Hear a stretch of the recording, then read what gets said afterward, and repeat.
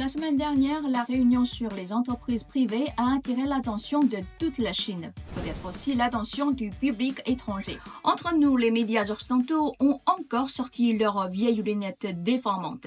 Laissez-moi vous donner la vraie version sans filtre. D'abord, ce n'est pas la première fois qu'une réunion de haut niveau est organisée entre le président chinois et les représentants des entreprises privées. Avant celle-ci, une réunion similaire avait déjà eu lieu en novembre 2018. Entre ces deux événements, d'autres rencontres ont également eu lieu, notamment dans le cadre des deux sessions. Lors de ce grand rendez-vous politique annuel organisé chaque mars à Beijing, le président chinois échange régulièrement avec des représentants du secteur privé. Ensuite, il faut souligner que le secteur privé joue un rôle crucial pour l'économie chinoise. Il contribue à 60% du PIB et génère plus de la moitié de recettes fiscales. Les entreprises privées sont également le principal employeur du pays puisqu'elles emploient 80% de la main-d'œuvre urbaine et créent 90% des nouveaux emplois.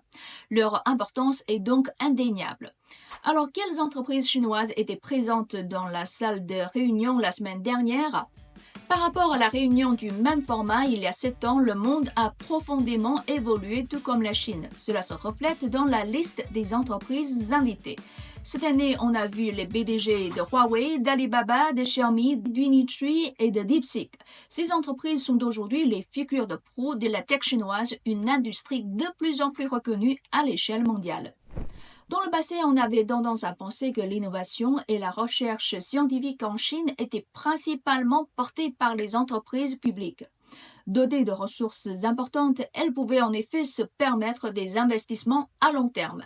Mais ces dernières années, cette tendance a changé. Si les entreprises publiques continuent d'investir massivement dans des projets stratégiques, comme le développement du grand avion chinois ou la construction de la station spatiale chinoise, les entreprises privées, de leur côté, sont devenues des acteurs clés de l'innovation, produisant des résultats qui impressionnent le monde entier. C'est le cas de DeepSeek dans le domaine d'intelligence artificielle ou encore d'Unitree dans la robotique. En effet, selon les statistiques, les entreprises privées sont à l'origine de 70% des investissements en R&D et de 65% des brevets nationaux en Chine. Et ces entreprises chinoises, elles ne travaillent pas en silo. Elles sont interconnectées et ouvertes aux technologies des autres, formant ainsi un écosystème dynamique et collaboratif.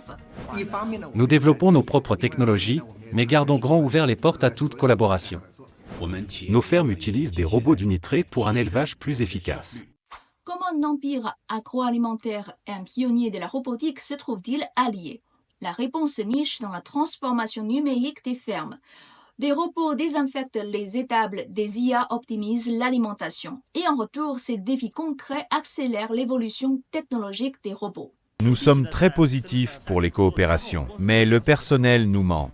Trop de demandes de collaboration. Unitree doit recruter davantage d'employés humains pour créer plus de robots destinés à ses partenaires.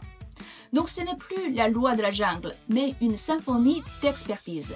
Xiaomi, parti des smartphones, révolutionne maintenant les véhicules électriques.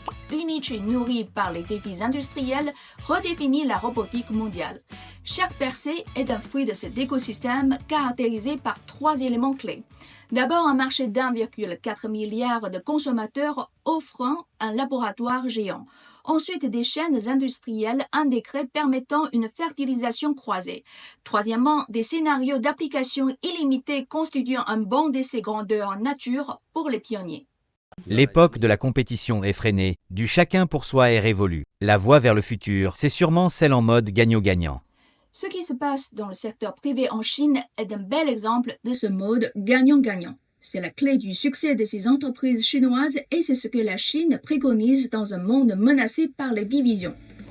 Vous avez capté le message, la Chine montre au monde comment transformer la compétition en symphonie.